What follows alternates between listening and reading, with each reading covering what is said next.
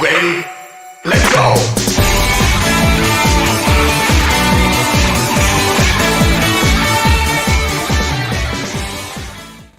Salut à tous, aujourd'hui on se retrouve pour un nouveau concept de vidéo, les vidéos théorie. Donc dans cette première vidéo théorie, on va parler d'un personnage assez mystérieux, Fumikage Tokoyami. Donc tout d'abord, je pense que vous l'avez remarqué, l'apparence de Fumikage est assez étrange. Il a une tête de corbeau, donc déjà ça c'est pas commun, mais surtout on peut voir qu'il possède des bras humains. Donc on peut imaginer que du coup le reste de son corps, mis à part sa tête, est un corps d'humain. Alors que vu qu'il a une tête d'oiseau, on s'attend plutôt à ce qu'il ait un corps d'oiseau. Ou inversement, vu qu'il a le reste de son corps qui est humain, normalement il devrait avoir un visage humain. Mais dans ce cas, pourquoi est-ce qu'il a une tête de corbeau? Donc il y a différentes possibilités.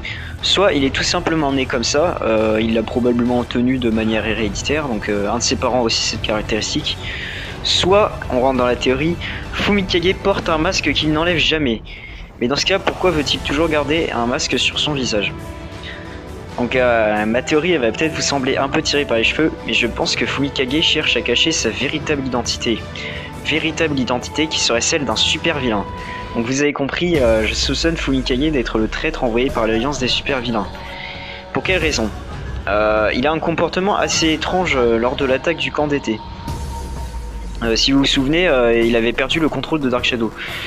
Sachant que Fumikage savait très bien que s'il utilisait Dark Shadow de nuit, et en plus dans une forêt, donc dans un lieu assez sombre, il n'arriverait pas à le contrôler.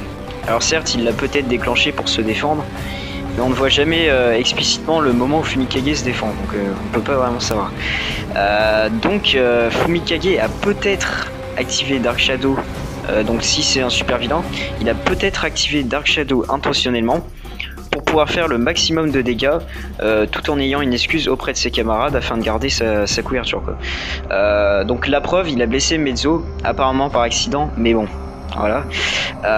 Et aussi un peu plus tard, une fois que Fumikage est libéré, il se joint au groupe de Deku, puis il se fait capturer par Mister Compress, qui aurait donc dans ce cas fait semblant d'être surpris par la puissance de Fumikage. Et si en réalité Compress voulait récupérer Fumikage pour le ramener auprès des autres vilains afin de faire le point sur les informations récupérées à UA. Alors vous pouvez me dire, oui mais dans ce cas Kachan l'aurait vu. Ouais, enfin s'il se trouve dans une autre pièce, il n'y a aucun souci quoi. Donc voilà, je pense que Fumikage est un super vilain. Fumikage ou alors Dark Shadow. Et oui, il y a aussi une autre possibilité. Alors là, ça serait vraiment tiré par les cheveux. Fumikage serait en réalité sous le contrôle de Dark Shadow, et non pas l'inverse.